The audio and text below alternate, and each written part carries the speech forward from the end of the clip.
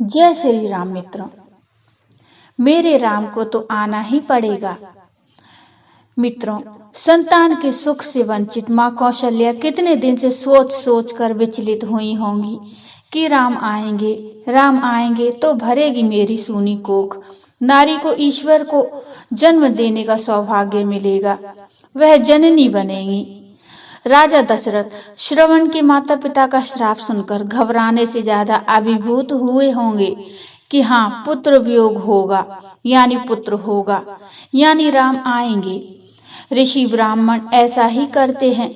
उनके दंड, उनके श्राप भी ईश्वर कृपा के साक्षी बनते हैं।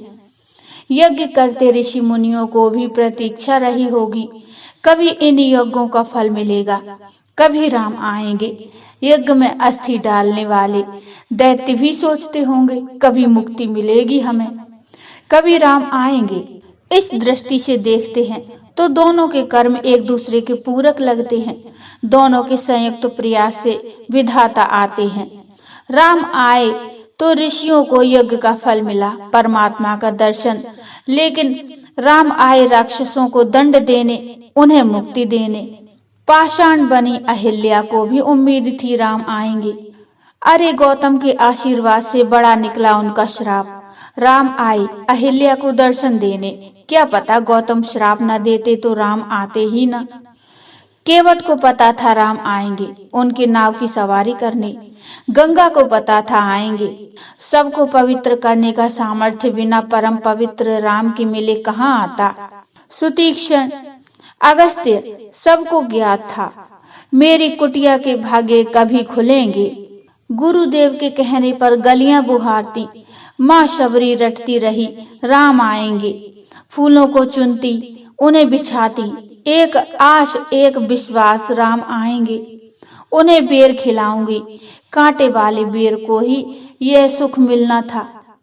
प्रभु ने भोग लगाया तो भोलेनाथ ने सर पर धारण कर लिया। जलाभिषेक में बेर चढ़ने लगा। सुग्रीव ने जैसे कष्ट सहे, उन्हें भी आशा थी अब आएंगे परमात्मा उद्धार करने।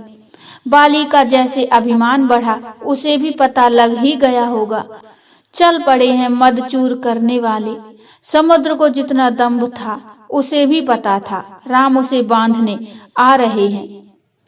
असंभव को संभव तो परमात्मा ही करते हैं। पक्षीराज जटायु इसीलिए तो लड़ गए, दे दिया प्राण। राम आएंगे, गोद मिलेगी। जो सुख दशरथ को न मिला, वह जटायु को मिल गया। जटायु की प्रतीक्षा बड़ी रही होगी। दशरथ ने जगदम्बा को जाने को कहा था।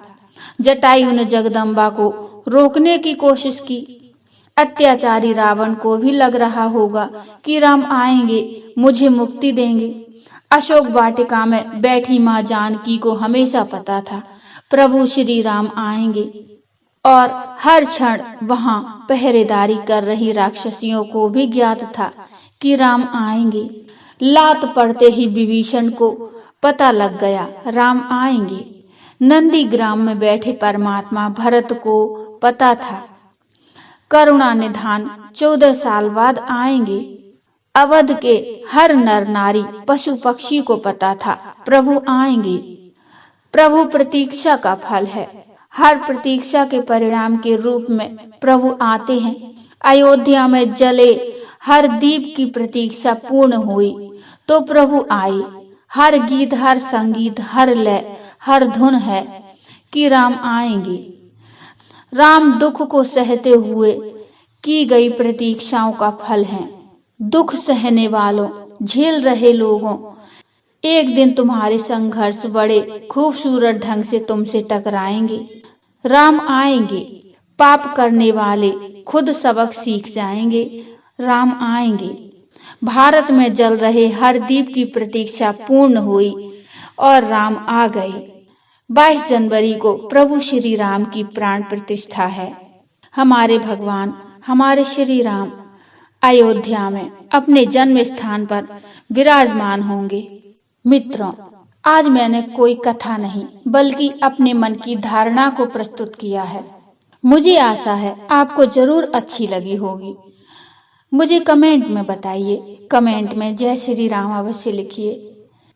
मित्रों, यदि आपके भी मन में कुछ है तो मुझे जरूर बताइए और विश्वास बनाए रखिए प्रभु भगवान पर, प्रभु श्री राम पर।